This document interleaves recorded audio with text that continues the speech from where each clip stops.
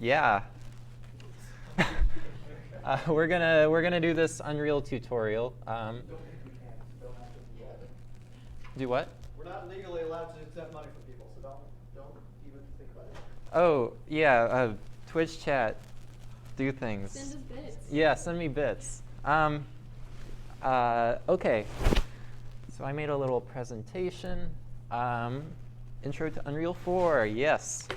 So about me, I'm a fourth-year CS student. These are some games I've worked on. These three were all in Unity. This was Student Debt Simulator, which is a game I led in VGDev a few semesters back. This was like my first real Unreal 4 thing. Then that up there, over the summer, I interned at Hi-Rez Studios working on that game. It's called Rogue Company. It's like a third-person shooter, and it's all in Unreal. So I got a ton of experience doing that. If you saw the Nintendo Direct a few weeks ago, you would have seen it. That was like a super weird feeling, seeing something I worked in a Nintendo Direct. But yeah. So yeah, let's see. What is Unreal Engine 4? So who here has used any kind of game engine before? Cool. Who here has used Unity? Cool. So most of you, but not everyone. Who has used Unreal before? All right. Sounds good. So I'll be making a few comparisons to Unity. In case you've used Unity, it makes it easier to switch over to Unreal 4. But if I ever say something that might seem obvious to me or someone who's used Unity, if there's anything that's not obvious to you, anything that's confusing, if I ever stumble over my words and say something confusing, please let me know. I'm here to help you guys learn. And if you don't let me know what I'm doing wrong, then I'll just keep talking, and it might not be very beneficial. So Unreal Engine 4, the engine, short for game engine, it was originally used for the Unreal Tournament games back in the late 90s or something. I've never actually played any of them. But over the years, the Unreal Engine has evolved to become a really robust tool that developers use to make games. So rather than just doing first-person shooters like the Unreal Tournament series, you can use it for pretty much any game. We'll get to that on the next slide. But it's it's one program, but it's got a ton of tools within it that helps you to create a game. So it's got a scripting system, so you can code and add functionality. It's got a material editor, so you can make cool materials. If you're not familiar with materials, it's just when you take a texture image and make it look shinier or more elaborate. So if I want a wood surface versus a metal surface, there's a built-in editor that's very powerful. And it handles things like rendering graphics, physics, input, controller support, all that other stuff. It handles it for you, so you don't need to code it from scratch. So yeah, it's also, like Unity, it's pretty much free, especially for us, people who are students and hobbyists. You'll never really need to worry about paying money unless you make over a certain threshold by selling a game. So that is an incredible resource for learning game development. And some of the games, I tried to get a variety of well-known games that have been made with Unreal. You've got Final Fantasy VII, the remake, that's coming out and looks super cool. Fortnite, that is obviously a massive success. It's made by Epic, the company that develops Unreal 4. And that's been a technological forefront in a lot of ways, because it's really been a place for the Epic engineers to figure out how best to produce a piece of software that works with such a massive game. You've got Gears of War. I've never played it, but just from a technological perspective, there are so many cool rendering features going on. But if you don't care about super realism and detail, maybe you like Yoshi, which Nintendo in the past very rarely uses third-party engines, but recently they've started using Unity and Unreal for some of their games, and they look really great. You've even got stuff like Guilty Gear and Dragon Ball Fighters. Like over here, this is like a 3D character, but you'd never realize that because it's just such well done 3D. So you'll notice I only have one like strictly 2D pixel art game up there. I don't even remember the name of it. Unreal is capable of making pretty much any kind of game, but there's definitely a focus on 3D games. So if you want to make like a pixel art game, you could make it in Unreal, but there's really no reason to when Unity supports it. Not necessarily better, but there's so many more resources on making 2D games for Unity rather than Unreal. So here's just kind of an overview. Why would you want to use one engine over the other?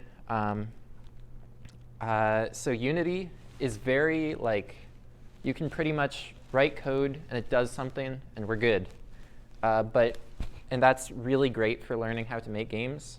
But Unreal has a few more like restrictive things and some kind of scaffolding around things you're working on. And it can be a little confusing when you're first starting with game development. I hope to like kind of overcome some of those today, but there are definitely some things that will be confusing. And unfortunately, it's just a matter of like messing around with it until it clicks. So I don't want to spend too much time on this because there's a lot. But I think the most important part is on the top of in the middle, the good column. If you are interested in making games, Unreal is a great tool. I said it's a little scary in some ways, but it's very approachable in other ways. And it and Unity are great for learning games, even if you've never done any of this stuff before. Oh gosh, OK, let's get started. So I'm going to go ahead and pull up the project files and Unreal. So you launch Unreal through the Epic Games Launcher. So you've got this Unreal tab on the right. You'll have all your projects in this library section, the marketplace where you can buy or download for free assets. I'll talk about this a little later because there's some really cool free stuff you can take advantage of. This Learn tab also, there's lots of great tutorials here. They're all official.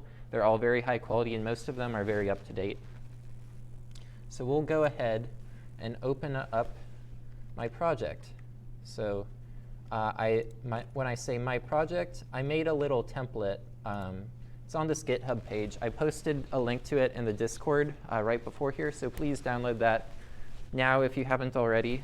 Now that I'm thinking about this, I should have said this like 5 minutes ago. But if you've used Git and GitHub before, feel free to clone or fork it. If you've never used GitHub before, just hit this clone or download button, hit download zip. Could you actually put that in the Discord? Yeah, it's in the Discord. Oh, okay. Yeah, so just hit this download zip button, then you'll get a zip file containing all the source files. Unzip this, and then you should have your project folder right here. So yeah, that little guy's the project folder. You can double click it or just go through the launcher. So wait, actually, can you go? Maybe not. Wait, where's the new? Don't you have to open the thing and then it opens like a launcher, which you then launch it from? You can, but I thought there was an option to like find an existing project. But I can't find it, so I'll just double click this. So is anyone on a version other than 2.2 or 4.22? OK, so 4.23. OK, 4.23 should be fine because it's a more recent version, but older ones, I can't guarantee everything will work. But one thing you can do is go to your uProject file, click Open With, and just pick a text editor. Notepad is one everyone will have. And you'll see this engine association. Just literally change this to like 4.21 or whatever your engine version is. And then it'll allow your engine version to open the project. There will probably be some other problems that might arise later, but this at least will get you going. So I won't save that. because I have 4.22 installed. So I'll just double click and open it. While that's opening, does anyone have any problems installing things? Any clarifications? Yeah? It says the recent installation requires a computer restart to complete. Oh, well, that's kind of awkward. But yeah, I'd just go ahead and restart if it really doesn't want to open up.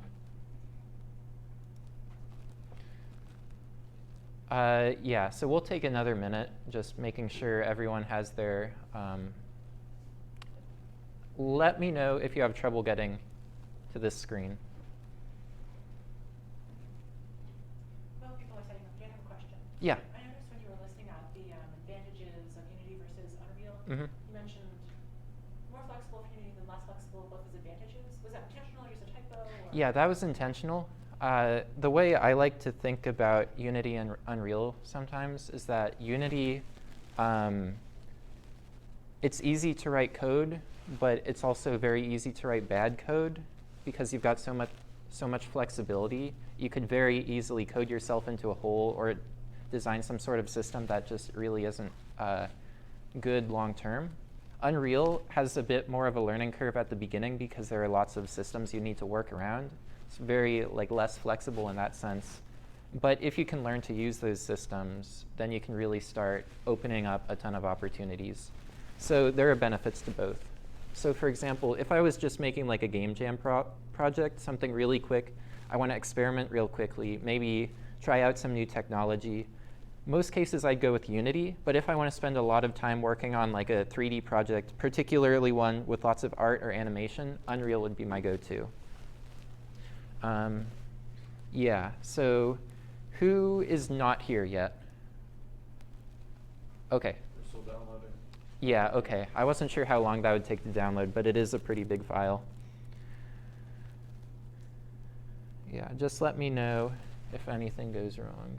I'll just kind of swing the camera around. Yeah.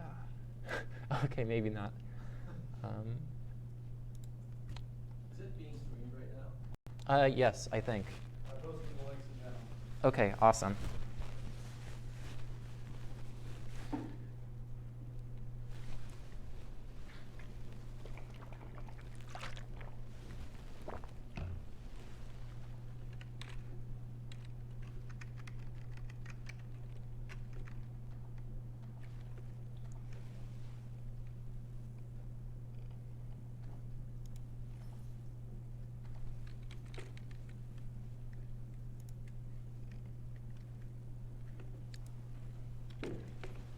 I guess one thing we can cover while everything's downloading is the general Unreal workflow. So when you see the Unreal editor, it's a little scary. There's a lot going on. So I'll just go over what is what in this default arrangement of windows. So this is the viewport. It's where you go to create your levels, and put things in a level to view your game, and when you hit the play button, the game will actually play. Oh wait, why is that guy there? Okay. Oh gosh, it's hard to see through the... There we go. Didn't mean to commit that.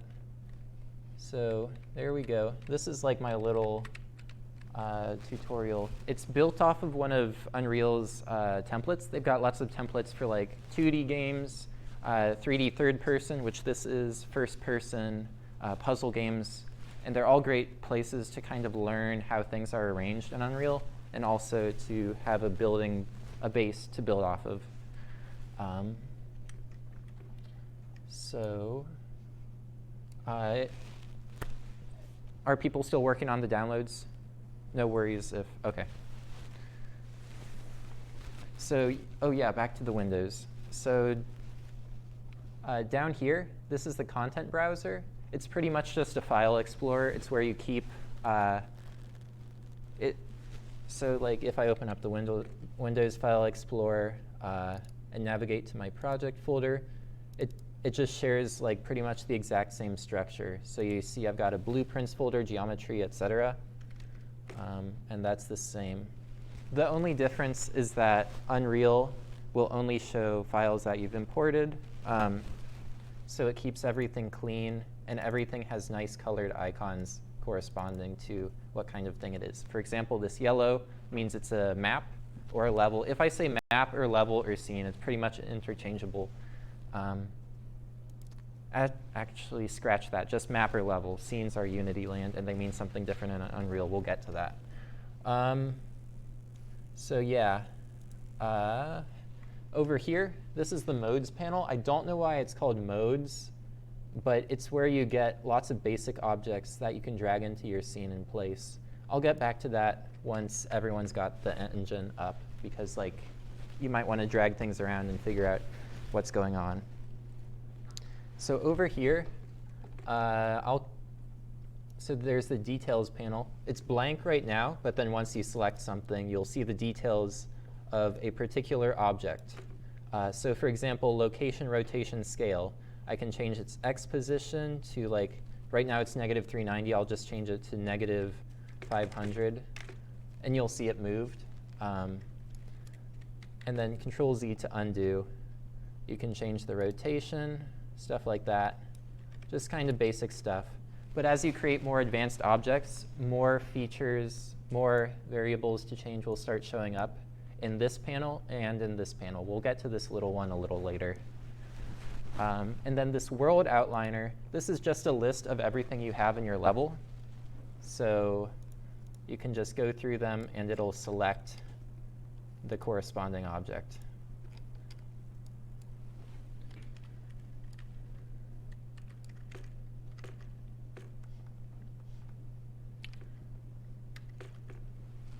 All right, thumbs up, thumbs down? Any thumbs down? OK, is everything going OK? It's just going really slowly. OK. I think we're really trying to download the files. Yeah, yeah. Well, it says it has to like rebuild the lighting. Is that okay? Oh, yeah. So yeah, check out that red. Lighting needs to be rebuilt. That's kind of like an in-joke among Unreal people, because it's like always there and no one really cares about it until you're like actually ready to create a build of your game. And it looks a little scary at first, but just ignore it. You also might be seeing like a box in the bottom right saying like compiling shaders or something. That just means like your materials, your textures are being like processed by Unreal. So you'll still be able to play the game, you'll still be able to code, it's just everything might look gray. Right now everything looks gray just because they're colored that way. Yeah. So while we're still waiting, I guess I'll just show you some cool features that we won't necessarily cover today, but you should know exist. So in this modes panel, there's this paint thing. There's this landscape tool, foliage, and geometry. These are like your level editing tools if you want to create an environment. There are lots of tutorials online for like creating complicated, like really, really pretty 3D forests and cities and stuff like that. And those tools are super helpful for that. Especially if you want to make an open world game, you can just generate essentially a giant plane, and then you can sculpt it up, and Unreal will handle all the like management of detail and stuff like that across a giant plane, which is really great for those kinds of games. But I personally haven't worked with it very much.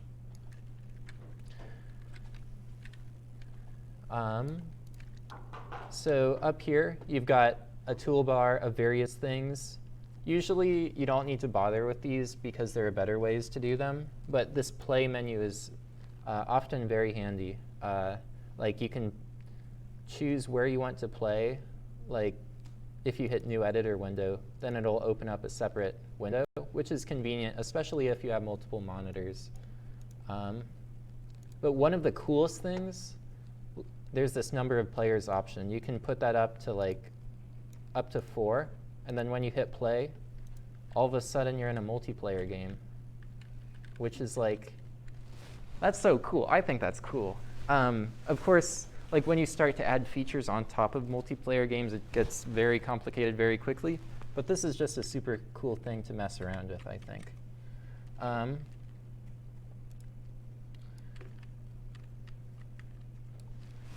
are the downloads going? Thumbs up? Any thumbs down? We're opening it. We're initializing. Okay, sounds good. I will fill space for a few more minutes. So that Final Fantasy VII screenshot, I'm so hyped. Yes, yes.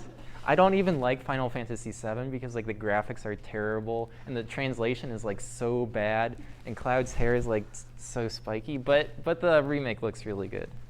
Looks really good. Yes. Okay. Well, I guess right now, I'm also a TA with like questions that you don't want to ask the teacher. You know, like, what else? Yeah, I'm hoping everything goes fairly smoothly because Unreal uses a system called blueprints. So typically, if you're programming a game, you've got to actually code stuff. In Unity, you rely on C#, but in Unreal Engine 4, you can code using C++, but another great option is to use their blueprint system, which is a visual scripting system. So I'll go ahead and open up the third-person character blueprint. This is just, OK, wait, side note. When you double-click on a file, it opens it up in a new window, and there's like no good way to like switch back and forth for some reason, and it's very, very annoying to me at least. So you can dock them up here, and if you go to Edit, Editor Preferences, and search for Window, you won't find it. Default. Open. OK, Asset Editor Open Location. And I usually change it to Main Window. So rather than opening it in a separate window, it'll just open it as a tab. And then you can switch through them with Control Tab, just like Google Chrome or other programs. Yes? So could we turn down the lights a little bit? Oh, So, yeah, turns out that 2 is 1. on the right here? Yeah. Yeah. Whoa, OK. Also, I have a question. Yes. So how do you move through like the scene view? Like in OK. Yeah, so that is super important. Thank you. So if you click and drag with the right click, it'll move the camera. And then you can, while holding down the right mouse button, if you use W, A, S, and D, you can move around just like a first-person shooter. And then move up and down with Q and E. So you can treat it almost like a game, just kind of running around. Alternatively, you can click on something and hit the F button to focus on it. So right now, it's focused. And then if you want to orbit around something, you can Alt and left click. That might have been a lot to take in right then. If you want a reminder on how to do something, if you want a reminder on a shortcut, please let me know. I installed a program that like shows what I'm clicking. So you can see in the bottom right, you've probably noticed by now. But that might help you follow along. So again, right click, mouse, and WASD to move around like this. Left click to select something, F to focus on it, and Alt left click to move the camera orbiting around something. And scroll to zoom in and out. Those are the basic controls.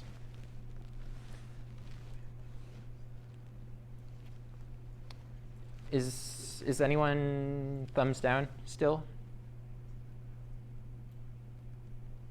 Cool. OK, we'll get started with the main tutorial bits. So is everyone viewing a scene or a level that looks like this? OK. If you are not, please let me know.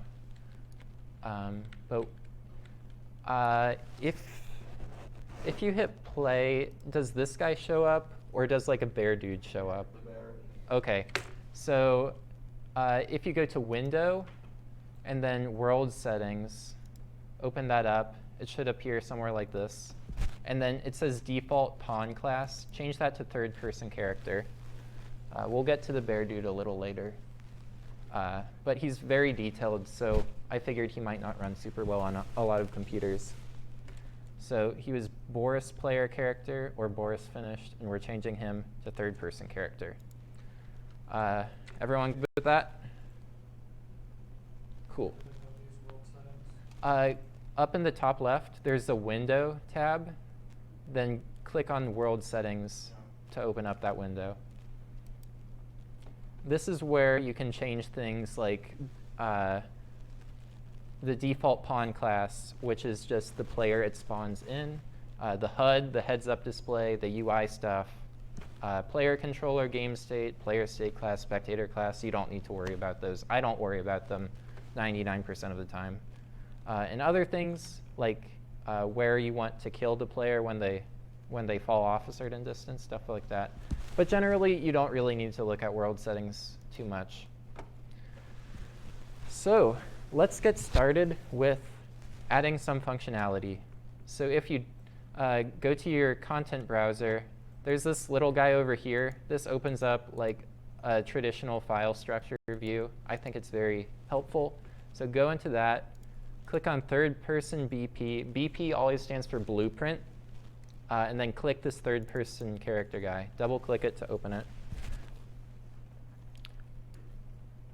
OK, are we all here?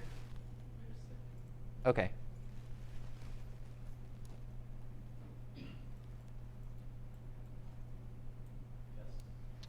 All right. So in case it doesn't open here by default, there should be a tab that says Event Graph. So click on that event graph. This is the event graph. It's like the main place where you're going to be wanting to write code.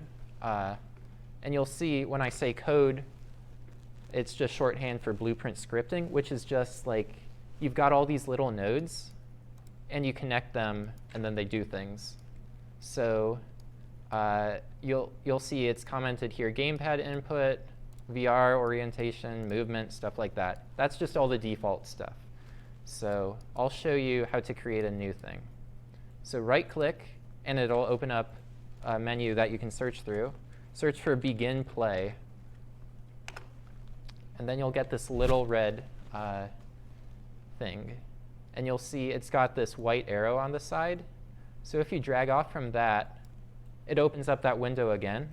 And you can choose another blueprint node to add. So if you type in print, it gives you a print string node. So this begin play, it's fairly self-explanatory. Whenever your game starts, it calls this. And then the white line is the trail of execution. So immediately after the game starts, it prints a string. If you're not familiar with printing or a string, it's just like putting text on the screen. So I'm going to change this text to yo, sup, homies, begin play. And now, if I go and hit play, oh, wait, I forgot. I've got too many guys. You'll see yo, sup, homies, begin play in blue text appears for a few seconds. So that's a really good way to like know if something is executing. It's a great way to check values, things like that, just printing debug messages like that. Now, another super important event is tick. If you come from Unity land, this is the same as update. So whenever the screen updates the image, that's called a frame. So, and computers typically run at 60 frames per second. So 60 times a second, this tick function will be called. So we'll just do another print. And I'll just write tick. So now, this will still just print once, but this tick will happen a whole lot. So yeah, it just keeps going off the screen. Yes? So the print, so basically the console, or I guess like debug or Mhm. whatever info console is just on the screen? That's not actually like printing to game? So you have options. It's kind of out of the scope of this, but like if you go to Window, then Developer Tools, then Message Log, Output Log, or Device Output Log, which I've never used. Output log is like a traditional console. You can choose to print either to the string and or to this log. So Okay. there are. If you built the game, would that wouldn't show up like in the actual game, would it? There is, it depends on your settings. Oh, You can okay. choose to show them or not, but generally no. So you'll notice it's got this development only thing.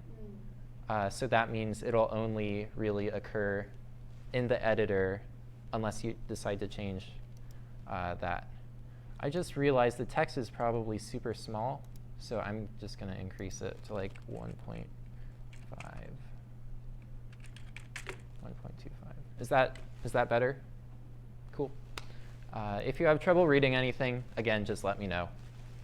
So first on the agenda for actual like things that do things. We've already got a pretty good third-person thing to mess around with. So, and we've got these blocks here. So why don't we create a new blueprint from scratch that's just like a fancy cube? So go to Content Browser, go to this Blueprint section, hit Add New, Blueprint Class, and then you've got a list of various classes you can derive from. If you're familiar with object-oriented programming, it's just like your standard. You've got some set of functionality. When you derive from that, you take that same functionality and add on to it. So some very important classes are actor and pawn. Actor is just any kind of object that's in your scene, in your level.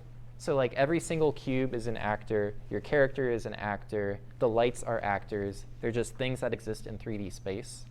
A pawn is a class that derives from actor, and it's just anything that can be controlled. So for example, your player character is controlled by your own input, so that is a pawn. Enemy characters are controlled by AI controllers, so those are also pawns. So anything that can take any sort of movement input is a pawn. When I was first starting Unreal, I constantly got actor, pawn, and character mixed up, also player controller. But you don't really need to worry about character and player controller right now. Just try to get these two memorized. So if we're just making a fancy cube, we're not going to be controlling it. So just click this actor. Wait, OK. That was already a mistake, sorry. I'm going to delete that. There are various types of actors other than pawn. And a great one to create a cube, so go to all classes. We're going to want static mesh actor. A static mesh actor is pretty simple. It's just an actor that has a mesh attached to it already. A mesh is just a 3D object. So we will call this BP my box. BP underscore, that's just a naming convention. Feel free to call it whatever you want, but it helps me keep things organized.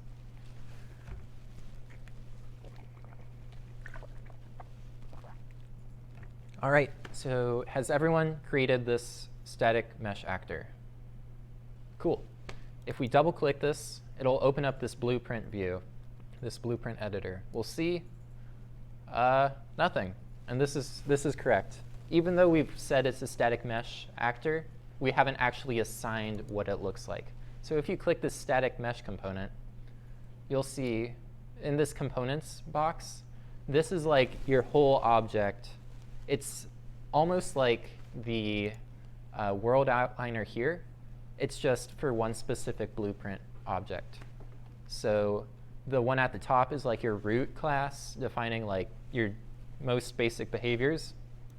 But then you want to add components to add functionality, which is where the static mesh component was added. So you'll see once we click on this, we get a set of details specific to that component. And the only one we really care about right now is static mesh. You've got a nice blue box. So if you click none, you can select through all the static meshes that already exist in your project. These are all just default assets. They were used to build this basic area. So we'll go with a cube. So 1M cube, that sounds pretty good. You see we've created a cube. Now from here, we can do all kinds of customization if we want, like adding, let's say we wanted to change the color of the cube, add flowers on top of the cube, add more gameplay functionality. We would create a component that does that kind of thing. So for example, if we wanted to play audio, then we'd want an audio component, just like that. But we're not really worrying about that right now, because components is where you will be doing a lot of like coding, because that's where a lot of the functionality is. But then also this base blueprint class, which is what we'll be doing today. So if I click event graph, we'll see it's another event graph, very similar to the third-person character one, except since we just created it, it's empty. But you know, we don't really need to make the box do anything right now, so we'll leave that be. Now if we go back to third-person map, we've got those cubes, but if we want to add a new cube, just kind of drag this in. It's in the ground. So if you want to move something around, you want to use the Q, W, and E keys, and what the heck?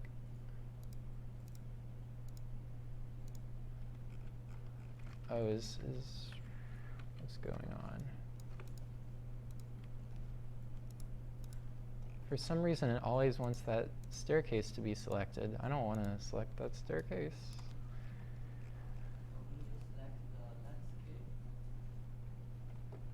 Oh, yeah, maybe go back. No.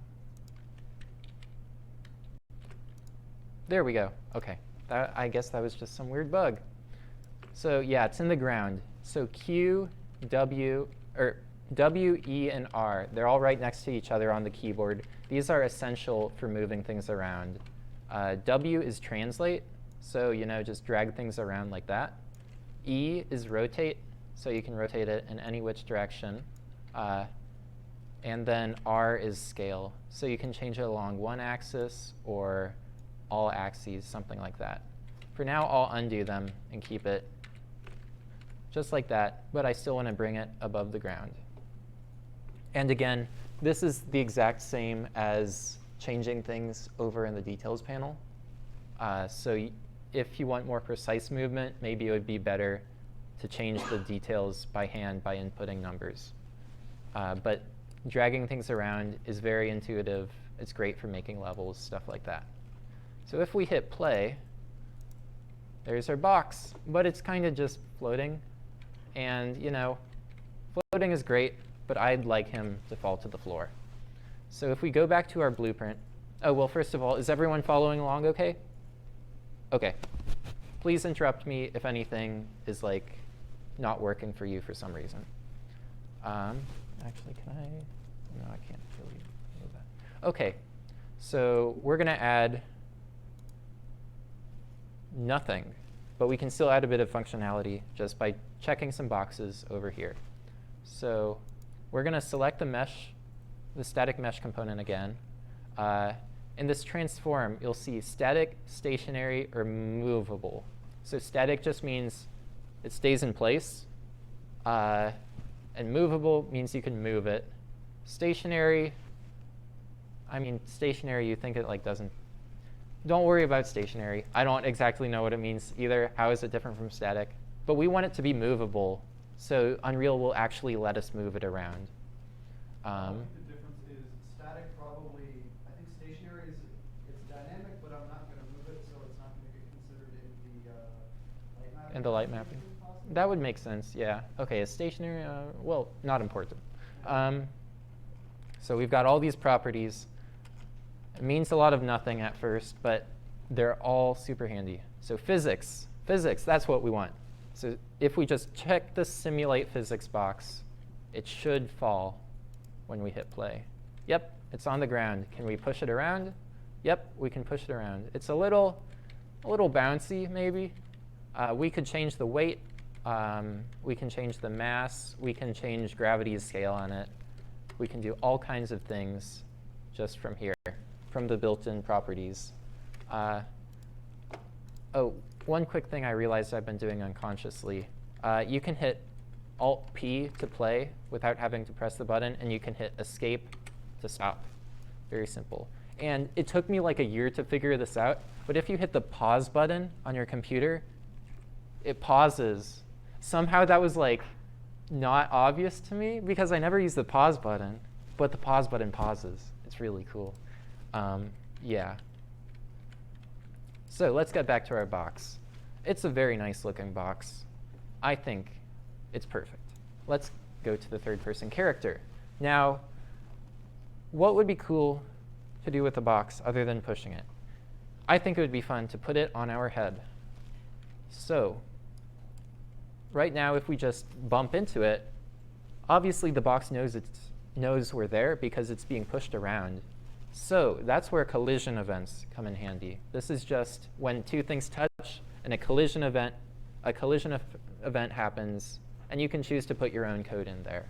So if we right-click on our event graph again and do overlap, well, actually, a more intuitive way maybe is if we go to our viewport, we'll see we've got the base class, and then we've got the parts making it up. This capsule component is the main collision thing, because if we had a mesh defining his collision exactly according to what his character looks like, that would be super slow, super computationally expensive, and really not necessary, because in most games, you just kind of like press up against walls. You don't need that really fine, precise collision. So almost all games, whether they're indie or professional, will just use a capsule for a human character. This is what we want to get a collision event from so we can do something with the cube.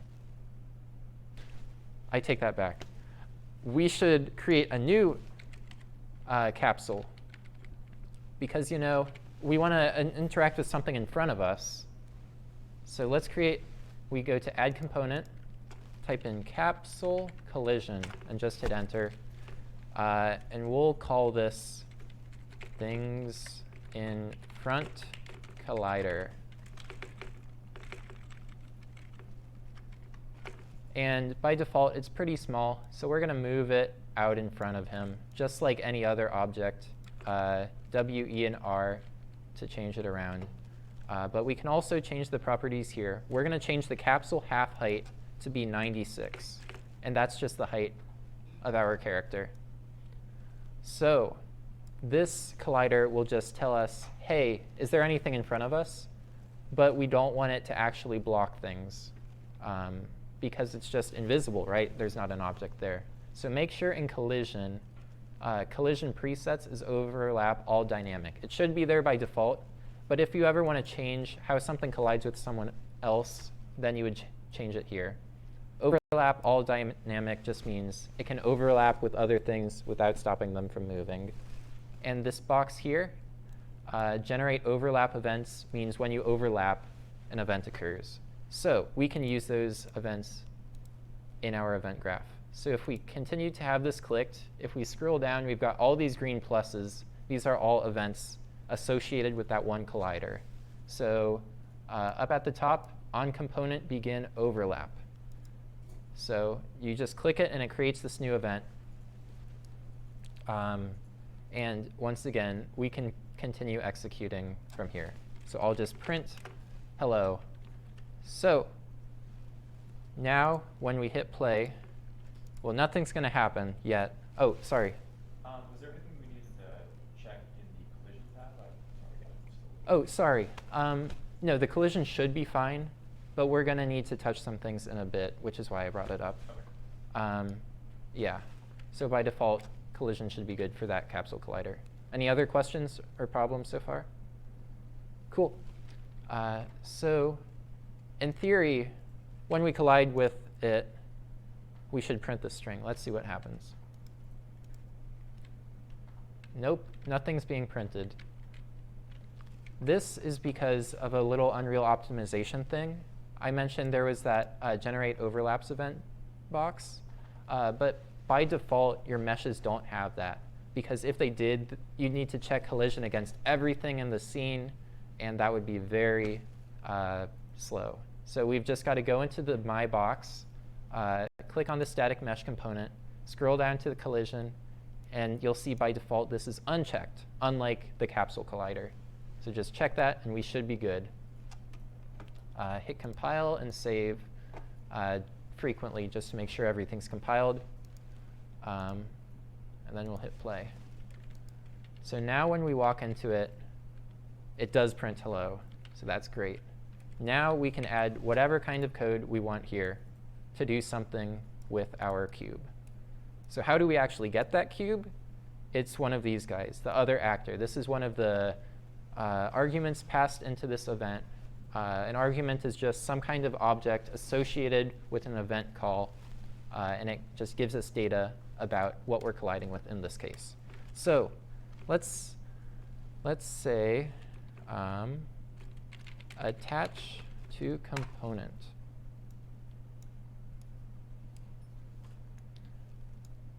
So I did that just by dragging off of this blue guy. When I release the mouse button, it opens up. And then I typed in attach to component. And it created this little thing. This is just a function that will attach an actor to one of the components on myself. And when I say myself, I mean the current blueprint, which is our character. So the parent is the component we want to attach to. So let's attach it to our mesh, aka our character. And if we specify a socket is just like a bone on the character, so we'll put head. And now change these guys to snap to target. And this will now, in theory, when we touch the cube, it should attach to our head. So let's hit play. Ta-da! It is attached to our head, but the camera is inside the cube, which, and we can't run. So this is just one of those things you've got to deal with, because collision, if you don't tell it not to collide with each other, then you're going to get very strange stuff like this. So if we go back to third-person character, let's also tell it, hey, what is it? Ignore actor. Or we'll just do set enable. Oh, wait, what was it? Get component by class. So get component by class takes in an actor. So it's taking in our box actor, and we want to get its static mesh. So click that and say static mesh component. And it'll find the cube mesh.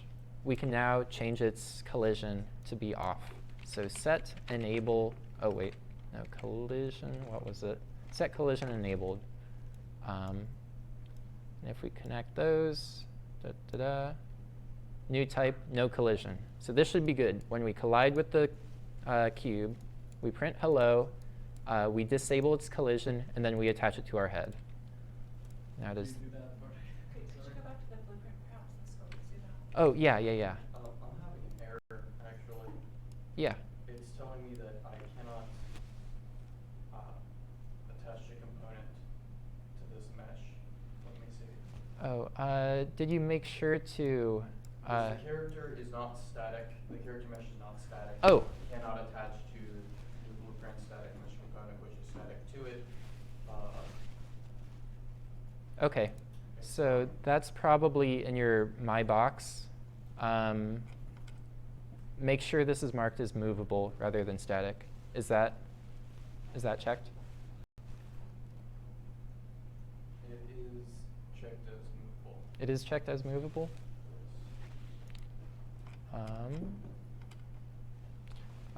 Could you tell me the error again?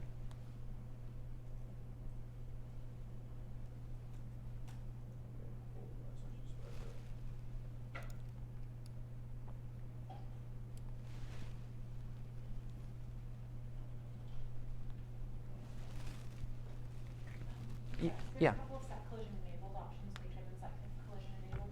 Which one of them is it? Let's see. So stuff like these three.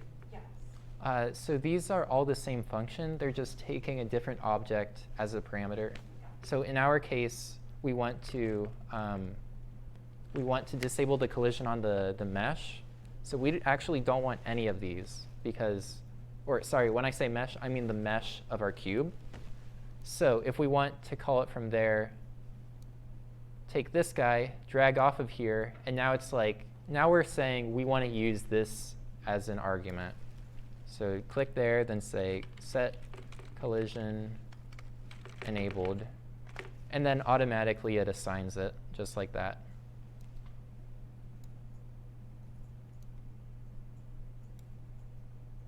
Does that make sense? Okay. Yeah, so this error is attached to blah blah blah. Persistent level third person character. Character mesh 0 is not static in blueprint third person character. Cannot attach to persistent level new blueprint to static mesh component 0, which is static to it. Did you save the cube? Yes. Sometimes it doesn't. Hit compile. And then I guess on the character, you also save the file.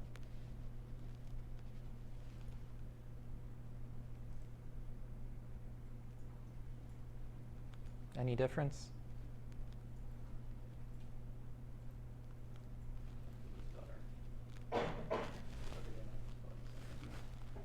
Same thing?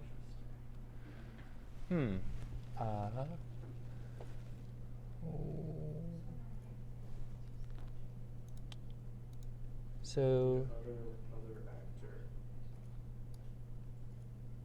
Do I want overlapped component or? Wait, scroll up. John. yeah.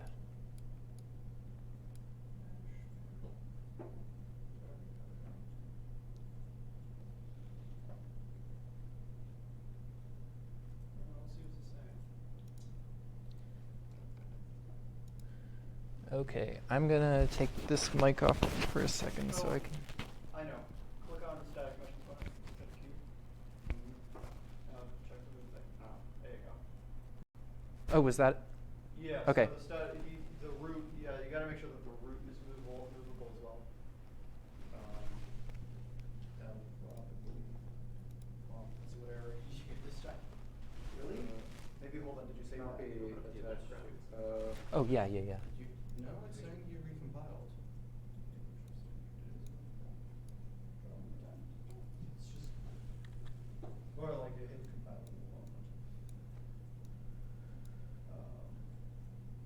That doesn't make any sense.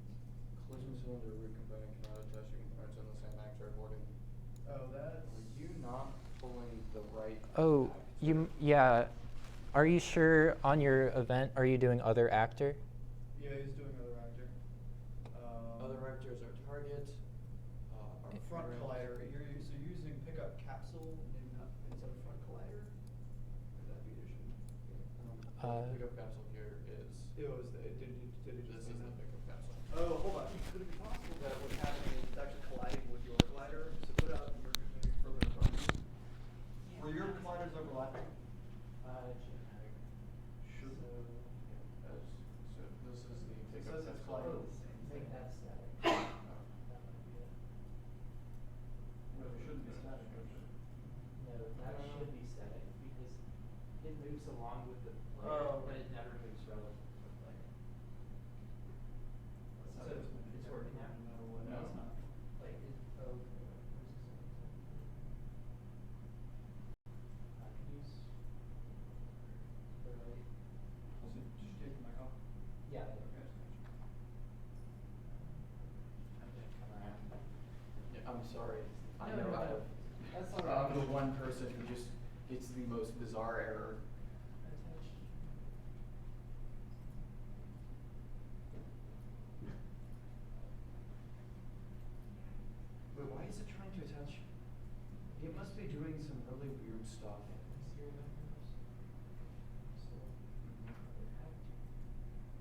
there we go.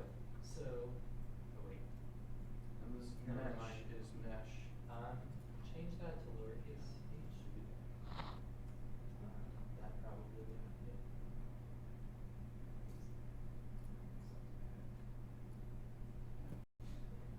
Attached to. Oh, can I?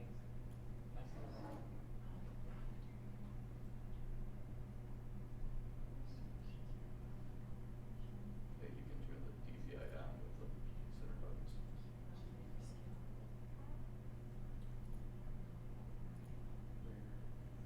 Yeah, it's like it's trying to attach to the collision capsule. Wait, hang on. Can the player's collision capsule generate overlap events? Because it's possible that the thing could. Well, because collision cylinder, but the thing is that the piece of capsule can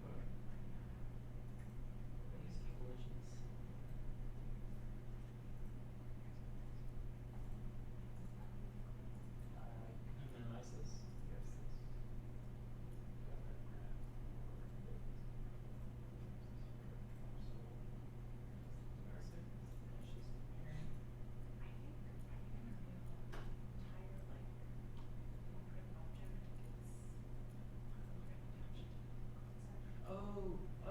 Okay. Is this a hierarchy issue with the No, pickup capsule? we are perfectly fine. So first of all, that was a warning, not an error. It'll be red if it's an error. So what it's doing, it is generating an overlap with itself. But that's like fine because I'll show you. This is something we actually all should really fix. Okay, but it's still not picking up. The Yeah, that's all box. right. That's all right. I know what's going on now, I think. So we want to make sure this is something we actually want to interact with. So let's say, click on other actor, and then actor has tag. So we can assign tags to things, and we'll call this tag pickup. We want to look for a tag called pickup. And then if we drag this over, now we want only if our collided object has a tag called pickup do we want to execute this code. So drag off of this again, type in branch. This is just an if statement if you're familiar with those. Oh, is everything all right? Okay. So now if it has the tag pickup, then we will execute the rest. So let's add that tag. Go over to your My Box, go to the root game object, or the root actor, and in the details search tag.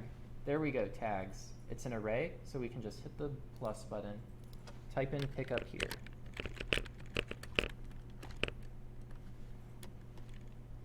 Now that we've assigned a tag to that, this code should only execute when we overlap with the pickup. Let's see, does everything still work? Cool. And since we disabled collision, now we're not stuck in the box. But I know not everyone is at this point. So is anyone actually like exactly where I am? Okay. What point is everyone at? Like, has everyone gotten the print statement to happen when you collide with the box? Okay. Yeah. Oh, yes, yes. Of course. Let me know if you need me to zoom in on anything. How do you delete connections for? Oh, you can right-click on the connection things and hit remove connection, or you can just alt-click one of them. How do you make an additional dot that you can move around? Oh, yeah, those are completely just aesthetic, but they help make things nicer. Just go on a line and double-click it, and then it generates this guy. So you can make it all nice.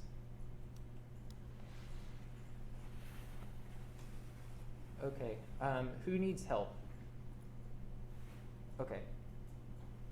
I will start at the back and help you all out. Oh, you were just starting, okay, so.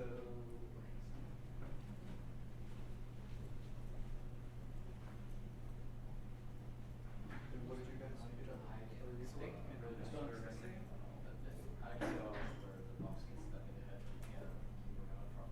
Okay. After that, Alright, so let's see what's going on. okay. Did you add the tag to the box? So go to my box. Okay, make sure it's saved. So see that asterisk, that means it hasn't saved. That might have been it, but let's see if it works. Yeah, probably, no. Okay.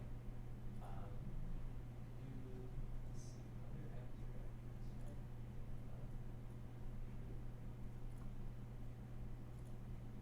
Okay, what I see your viewport here.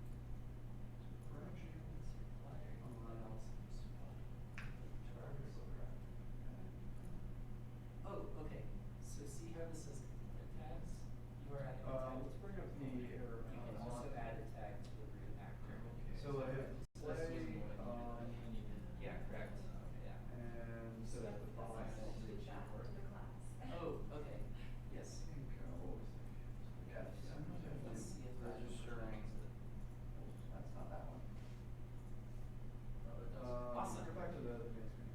Yeah, thank you for bringing that up. That is an important point. So you can put tags on components or actors. In this case, we want it on an actor.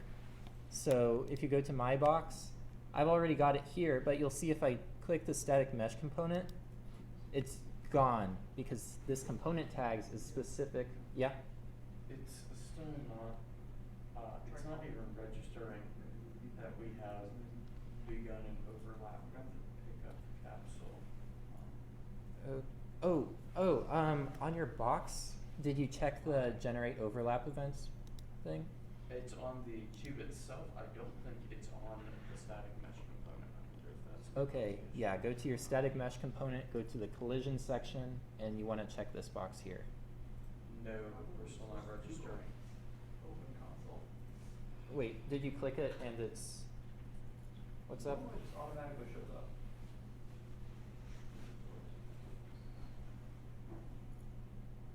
Yeah, so if we go to here, so we open up the blueprints and static mesh component, generate overlap, and the cube itself. Oh, that's all. Generate overlap. Okay. I would like. Okay. Well, Actually, not this one, that one's like, that's what was the root thing, Did I that go- static mesh component, you can just set that to a cube there, you don't need like a cube that. I'm just the That next. shouldn't really That's matter, better. but you Keep that. wanna do that, Not just that there. don't be consistent with all that.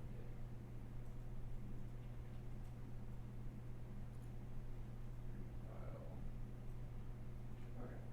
So let's hit play.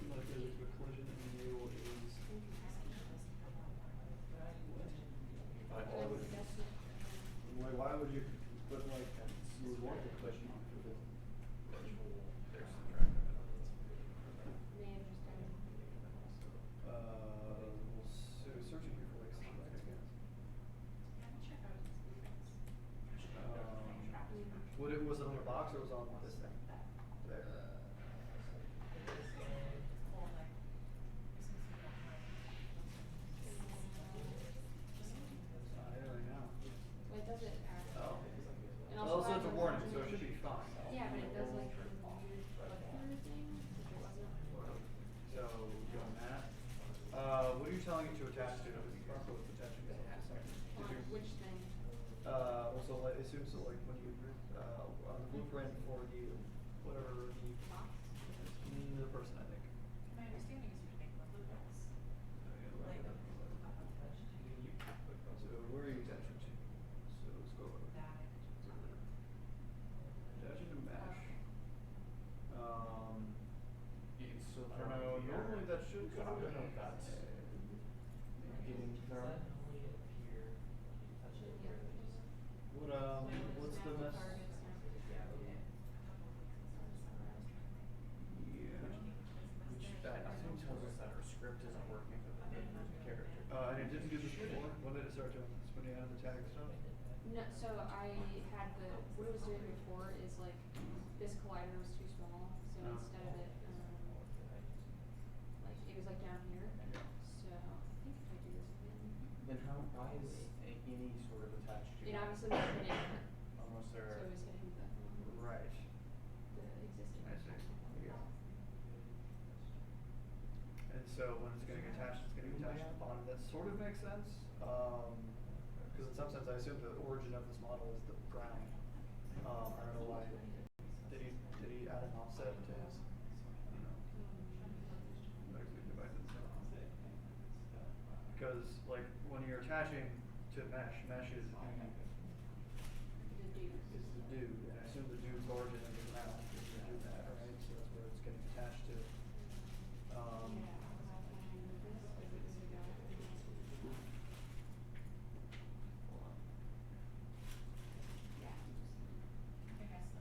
Might have done it with an offset.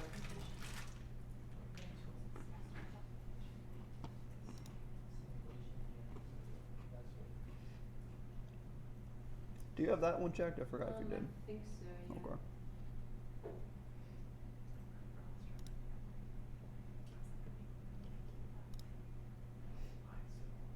Interesting.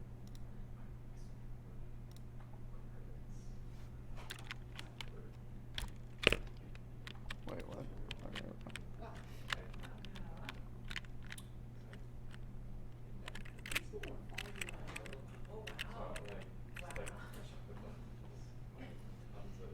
Oh, he also gets that error message or the warning, so don't worry about it. Well, that's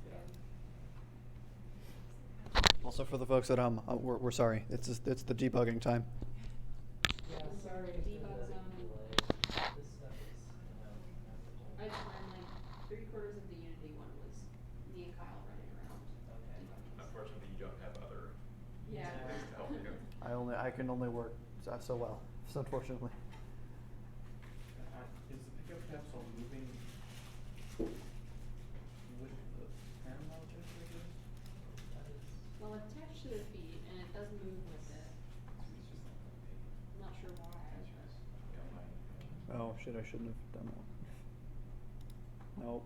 Don't open visuals. No. Stop. No. Okay.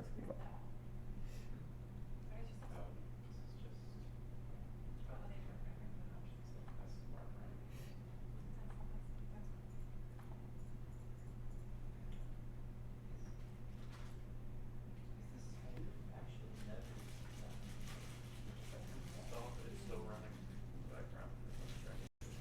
Wait, hold on. Socket name. That's what it is. Change socket name to head. At the start, like The everything was Yeah. working. Socket name is the bone. Okay. And so I assume it wasn't. Lowercase h. Okay, that makes sense.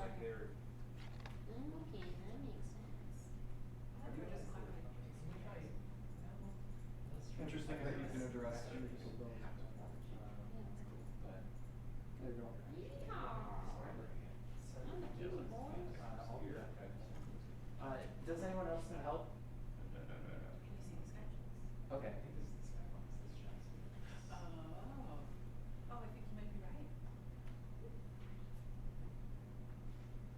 You can fix it, associate the files with launch this will compare launch this way. It's that. Just let me know when you're ready. What could that be?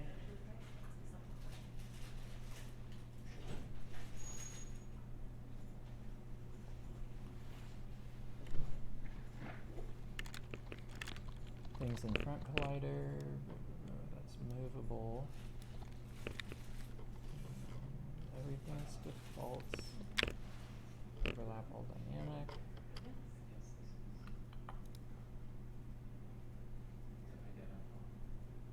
Generate overlap nodes, yes.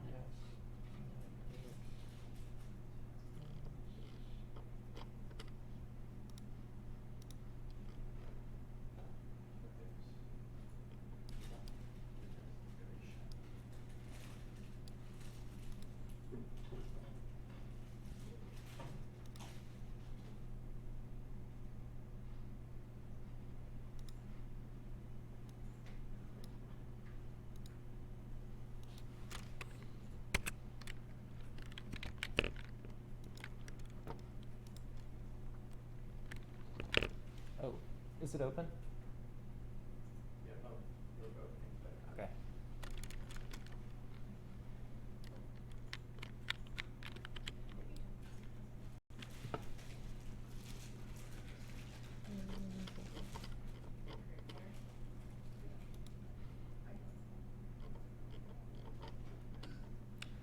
All right, we're going to spend another minute trying to debug. Wait, we're showing up again? Okay, we just seem to be working now. Is it magically working now? It is now magically working. It was a bug with Unreal. Okay, back on track. Is anyone behind where I was, or are we all good? Put the light back on. Oh, yes. Hello, I'm back. Sorry about that. Yeah, sometimes you just try to debug for 10 minutes and then a restart fixes it. You know, that's going to happen. Very frustrating. Let's do some stuff. So just to recap, I hit play.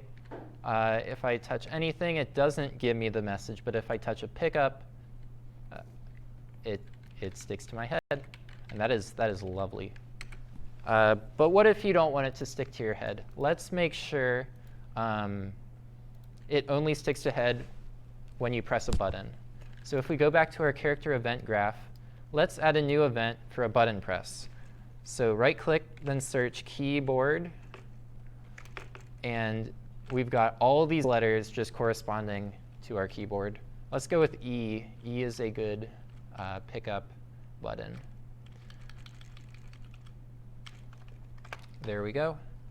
So it's just like any other event, except this event occurs when you press the key.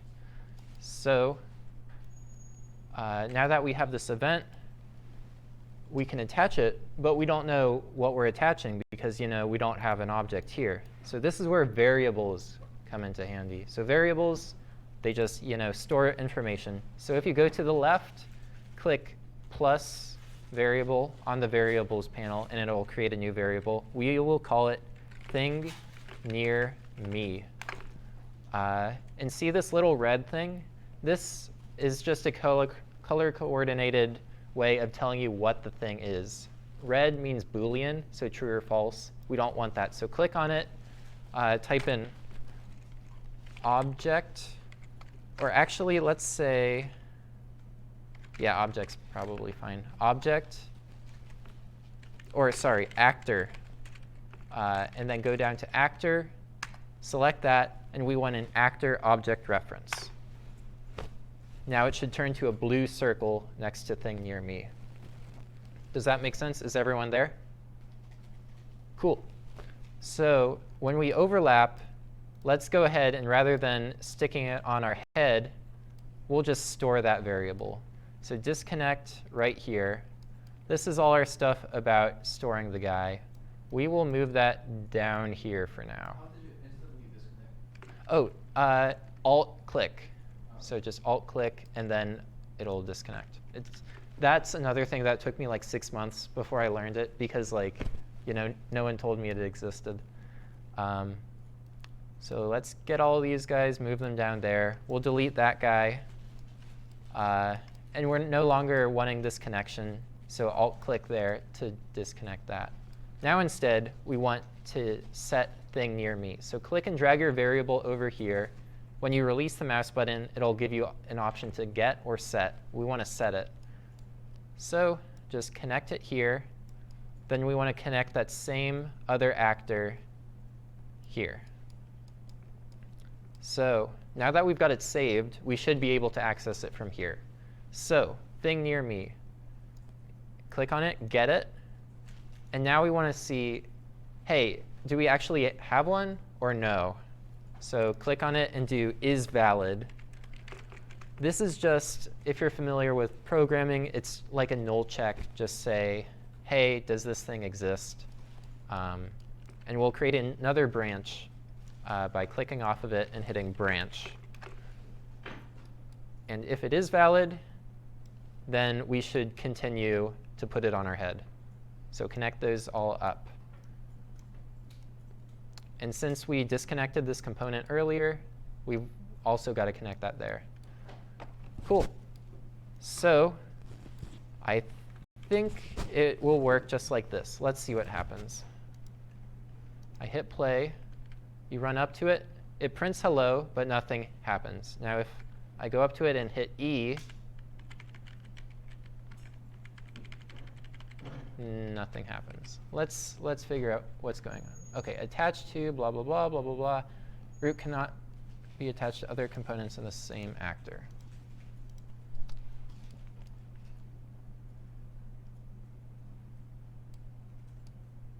Oh, there we go. In our attached to component, we forgot to set that back. So I'll just, put thing near me and connect it up like that.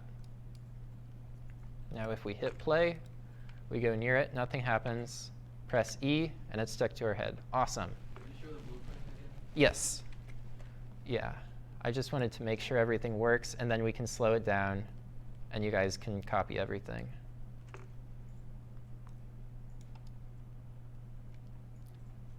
Does all this logic more or less make sense to everyone? Cool. What were you setting the thing Oh. to? Yeah, so attached to blueprint, the target is. How were you setting it? Oh. It's throwing me down crap like this is not an actor's component object reference. Oh, did you make sure to change this thing to a blue sphere? Or is it still like a red Boolean thing?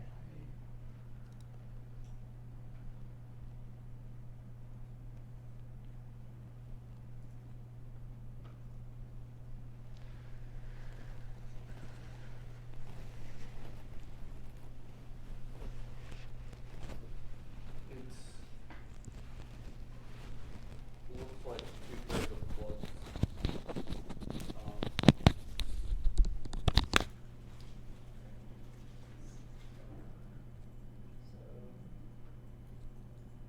Okay, yeah, click on that.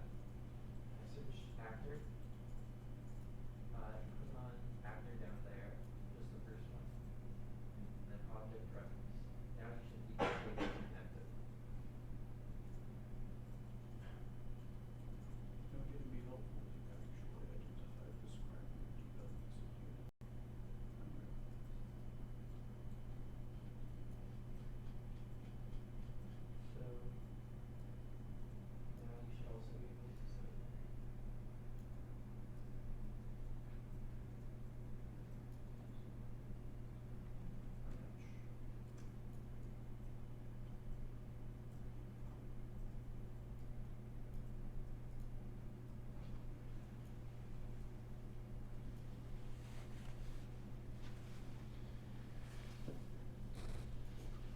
Yeah. How do you set those little points where you can sort of like wrap your Like bend the wires. like bend them? Yes. Yeah, just double click anywhere on one of the points. Try scroll. It'll highlight it. And make sure to make sure the little blue icon appears so you're not absent. What happens if? Okay, so that's okay. Yeah. Yes. So what is the event that it's? Oh, so we still have this on component begin overlap, but we added a key press event. Oh, okay. So I right click, do keyboard, and then all these keys will show up. Okay, cool.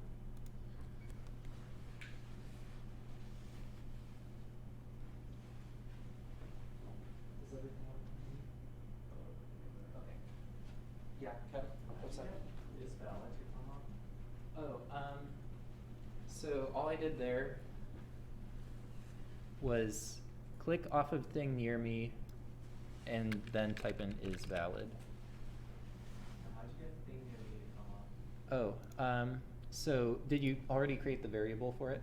You just click and drag it over here, then do get thing near me. Oh, okay. Yeah.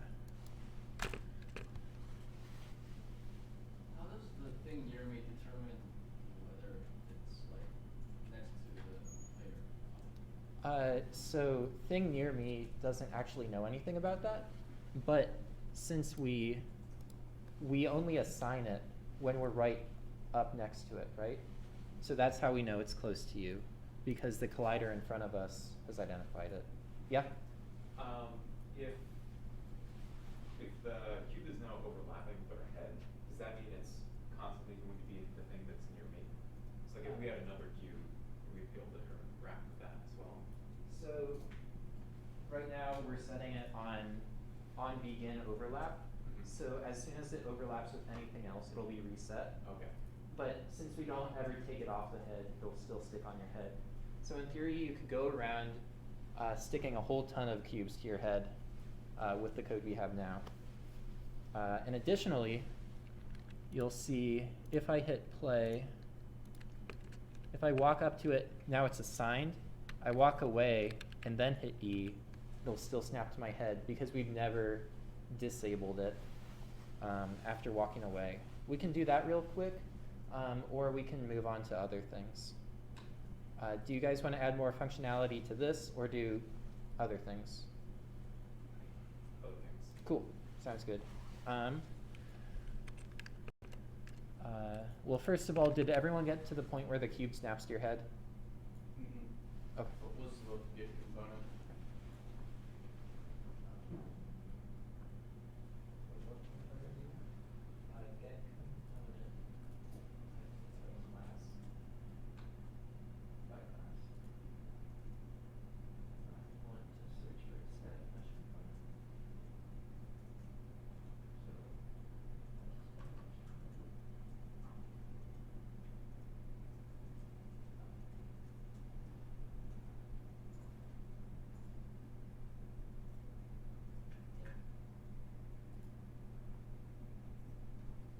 Oh, this is, we want that so we can disable this collision. So set this collision.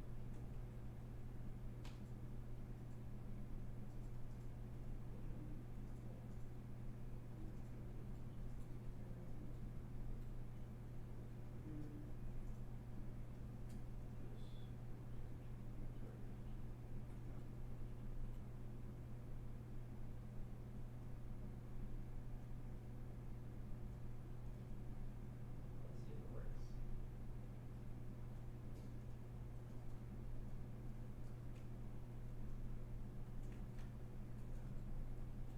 What did you do to set that thing to float? I have to not float. Oh, set physics and or simulate physics, yeah. On the is that on the cube? Yeah, okay. So let's go to your E.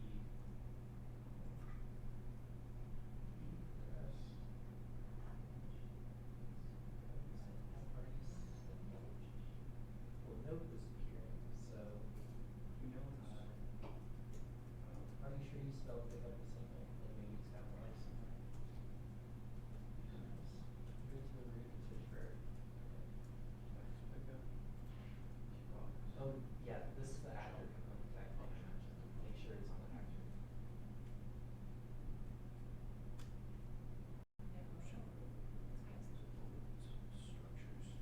Oh yeah. Yeah, if you're feeling disheartened by like how much stuff is going on, I feel your pain. There we go. Awesome, it's working. We've teleported this to our head. Yes. Now we all have cubes on our heads. Wonderful. Let's move on to something a little different. We're going to do a bit of UI, aka user interface. So this is not my strong subject in Unreal, but it's really good to know how to do at least simple things. So let's create a new folder. I just did add new folder. Let's call it UI. And then we can go to add new, go to, where was it? Where is it? User interface. And we want a widget blueprint. And we will call this UI name. And we're just going to make a oh, yeah. I know that was a little fast. I'll do it again. But we will be making just a little text box above our box that just says, hey, I am a box. So once again, add new folder to create a folder. I called it UI. And then you go into the folder, do add new, and then the main things are here, but then there's all kinds of other things you can add down here. So we want to go to user interface, then widget blueprint. Everyone got that? Okay, we'll call it UI name tag. Now when we open this up, ta-da! It's a UI canvas. Now this is just a place where you can create your own UI widgets. A widget is just like some component of UI. And right now it's got this canvas panel. This is essentially the screen. If we just want it to appear above one thing, we don't really care about the screen. So let's click this in the hierarchy and delete it. Now we've got nothing. So this is our root object, it's just empty. But we've got all these cool things we can add. Let's add some text. If we drag that down and add it there, you'll see this text block thing appears. Is everyone following along? Cool. Now we can change the text here. Let's do, hi, this is temp text. Cool. Now this is literally just floating text, no embellishments or anything like that. But if you wanted to like add a nice border or color the text, you can do that all through this UI editor. It's really nice. So if we save that and hit play, nothing's going to be different because we haven't told it when we want to use that. So if we go to our box in our event graph, we haven't actually done anything here yet. But I think begin play would be a good time to tell it, hey, we want to create this UI thing that says what we are. So drag off of begin play in your box and do create, create widget. And this, we just, create a UI widget. So select your class and we'll go with UI name tag, which is just the class we created. Owning player. This takes a player controller argument. Player controllers are complicated. No one quite understands them. So just drag off of that and do get player controller to assign it just like that. A player controller has control over a person's input, their screen, stuff like that. That's why we want to attach to the player controller rather than the player itself. So now that we've created this UI name tag widget, it should show up, but you'll see, hit play. Okay, maybe it's showing up somewhere. Oh, sorry, it's actually not showing up anywhere. We've assigned it to a player controller, but we've actually got to put it on the screen. So if we drag off of return value, we can do add to viewport. And the viewport is just the window through which you see the screen. So now that we've created it, we can stick it on the screen. And it should appear in the top left corner. Yep, there it says, hi, this is temp text. Now, there are two things we need to add. We need it to appear right next to the box, and we need it to say something like, hey, I'm a box. So if we go back here, we can do, why don't we go ahead and create a variable? One way to create a variable to store it is just dragging off of here, and there's a button up here, promote to variable. That's what we want. Click it, and then, oh boy, there we go. We've got a new variable. and I will call it name tag. That way you don't need to worry about like setting the object type manually over here, which can often be kind of annoying. It just automatically assumes the type that you've already got. So now that we've got that set, let's go to tick. Oh, yes. Sorry, can you repeat that one more time? Yes. Creating the variable that way. Yeah, so if you've got a function returning something, like you just click off of that, release, and instead of doing a function call, you can hit promote to variable, and it'll automatically create a setter that stores it. Does that make sense? Okay. How does that change the name to name tag? Okay, so click on your variable over here. You can hit, you can triple click to rename it, or you can just click over here, change the name of it. So now we've got a variable stored. We want to make sure it's always right above the box.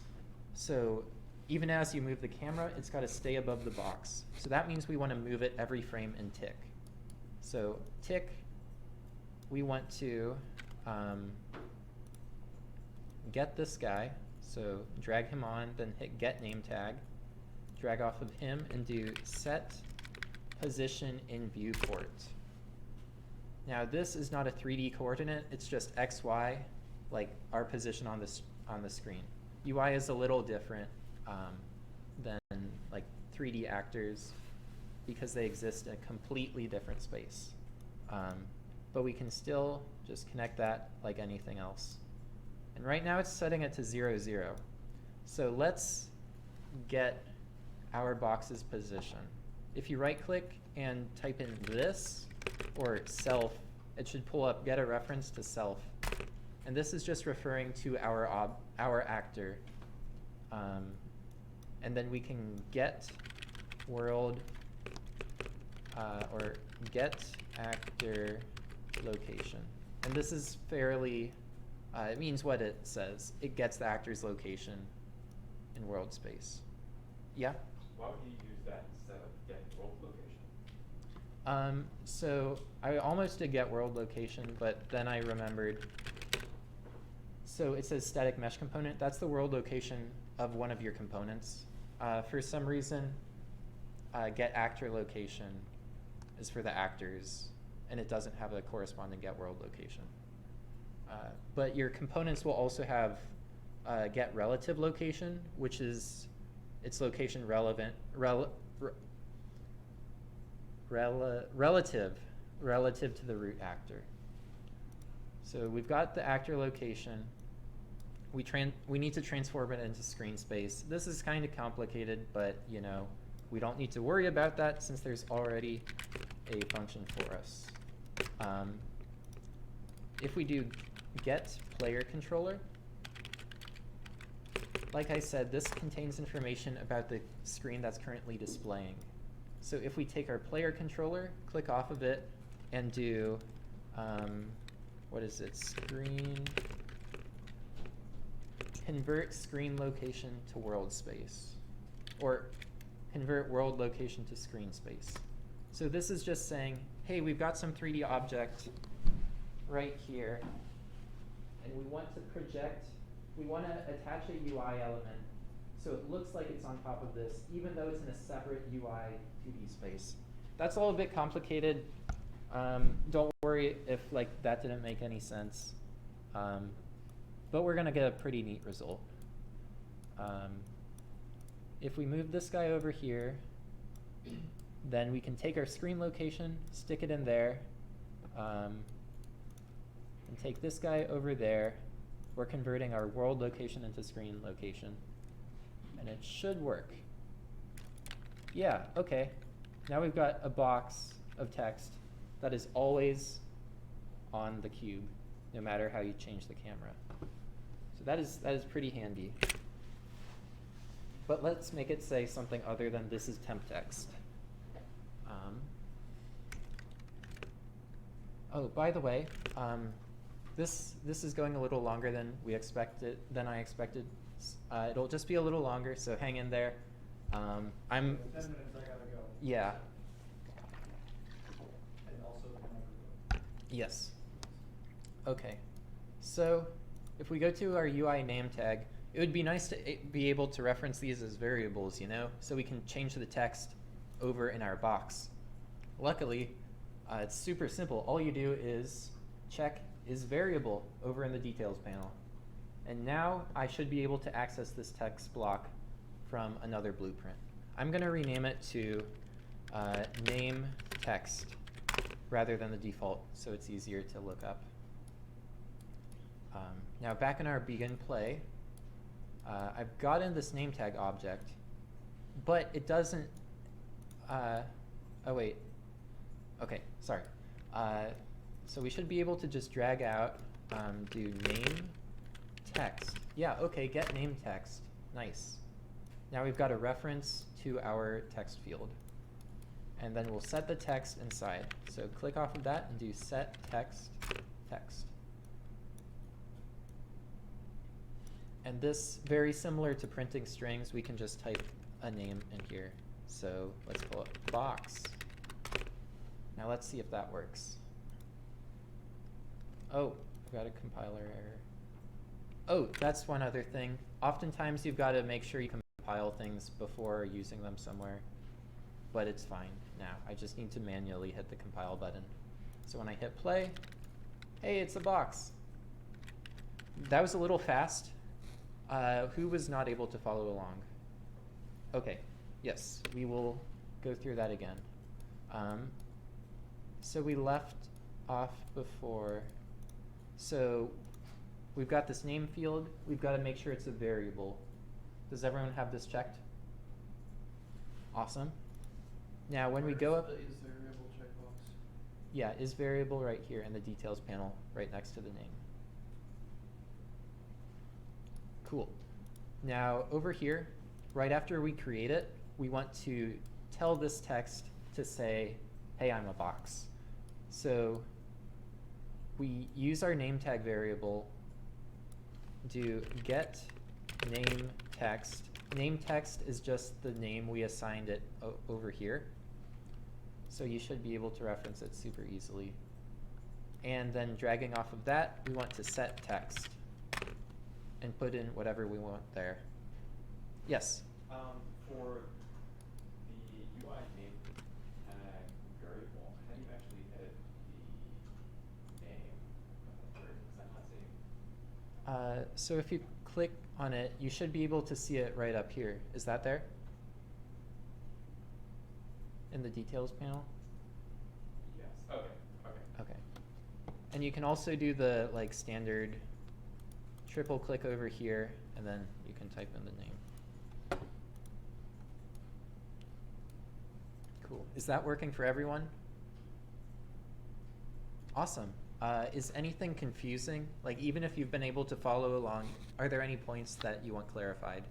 Yeah. So you change the text to box in the blueprint, but Mhm. does it stay as high as this temp text in the UI name tag? Oh yeah, that's a really great question.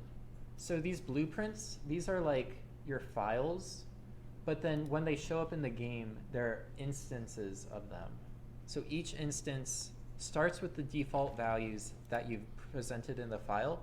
So when you hit play, it actually does start with the this is temp text, but then since we're changing it when we begin playing it, our instance will change the text while this stays the same. Oh. Does that make sense? Yes. Okay. Good question.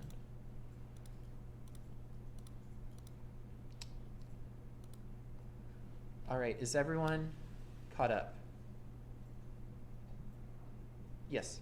How do you, I guess what I'm stuck on is, how do you access the actual string of the text object? Yes. Like the name text.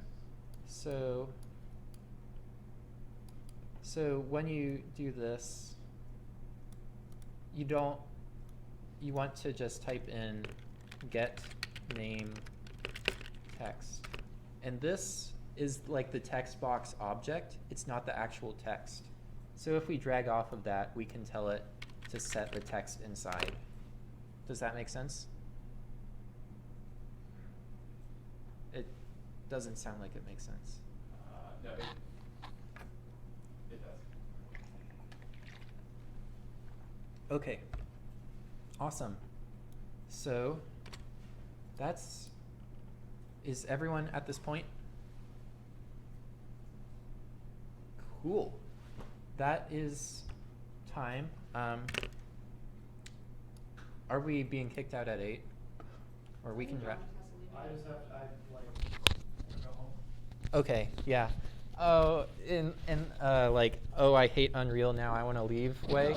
Okay. Yeah, okay. Yeah, hopefully. Unfortunately, there were some debugging issues. That's always going to happen when we're doing this stuff. But I hope I was able to communicate that, like, this is a really cool program. If you ever are stuck on something, just Google it, and Google will save you. I learned Unreal just by Googling around whenever I encountered something that I didn't understand. And just using it enough, I learned, and it's great. Also all have access to Lynda. Yes. So going back to my little, where was it? My tutorial thing. Oh gosh. Yeah, additional resources. There's tons of resources online. I'll be posting this in the Discord, but I found a really great tutorial. It just continues talking about blueprints. It's through LinkedIn Learning, aka Lynda. This is a paid service, but you get an account for free through Georgia Tech, and they've got tons of great tutorials on stuff like this. So this is a really great 2-hour tutorial. It's broken up into little pieces, so you can go at whatever rate you want, learning new stuff. And when you're done with this, there's more advanced topics. There's, if you want to do art, there's topics on art, stuff like that. It's a great resource. And I hope you all will check them out at some point and keep learning. Oh gosh. Unreal 4 Marketplace, there's tons of free stuff. Epic releases awesome free stuff every month. So even if you don't really use Unreal that much, but you think, maybe at some point I'll use it, be sure to tune in every month and click on the Get Thing button so you can get some free assets. You might think, oh, they're just giving away free stuff. It's probably mediocre. But everything they give away is at least usable in some context. And a lot of the stuff is really cool assets. You can get AAA quality environmental assets, modular assets that you can use to create a level that looks really good. If we go to the Epic launcher, in library, I've got all these different assets and plugins, and they were all free. So Sci-Fi Kit Bash Level Builder, that's a ton of cool sci-fi assets that I could make to make a spaceship or something like that. So definitely check that out. There are also Unreal Engine 4 training videos. It's just 2 or 3 guys at a chill stream just kind of going through some features of the engine. There's stuff ranging from super simple beginner stuff to the super hard stuff that I don't understand. But it's official. They really know their stuff because they actually program on the engine, and it's a great place to learn more.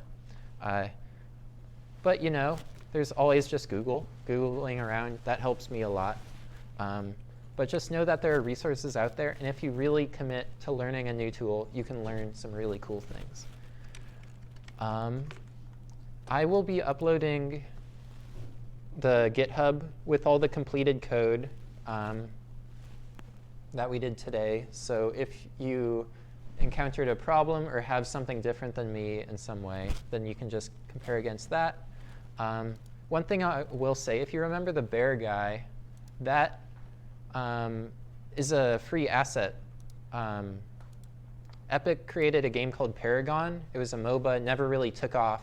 So after Fortnite made it big, they were just hey, everyone can have all the character models, all the environment, all the FX, all the voice lines, all the animations for free. So you can just download this, and it just works like that. It's got all the animations. You can even punch you'll see like when I move the camera, his head follows my mouse, stuff like that. That is a really great resource. It is very hard to get a hold of AAA quality assets, but it's just on the for free online. It's super cool. So yeah, that about wraps it up. Were there any questions? Yes. Not really a question, but I just noticed I have to type a single line of code, and that's pretty great. Yeah, it's really cool. If you want to go the hardcore programmer route and spend like 10 minutes trying to wait for it to compile, you can do that. But blueprints are a great way to like do whatever you want. Yeah, in some sense, it's very easy to write no code, but then it's like 10 times harder to actually write the code. Yeah. Into the C++. Yeah. But even if you do want to get into the C++, you should learn blueprints, because even the biggest companies full of super smart programmers use blueprints because they are awesome. Any other questions? All right, cool. If you have any like questions or comments, please let me know. I don't really do these teaching things often, so I hope I was like understandable. I hope you all learned something and had fun. Yeah, thank you all so much for coming. I hope to see you soon. Oh gosh, my robe. Oh, stop stream. All right. OBS. Yeah. Yeah, there we go.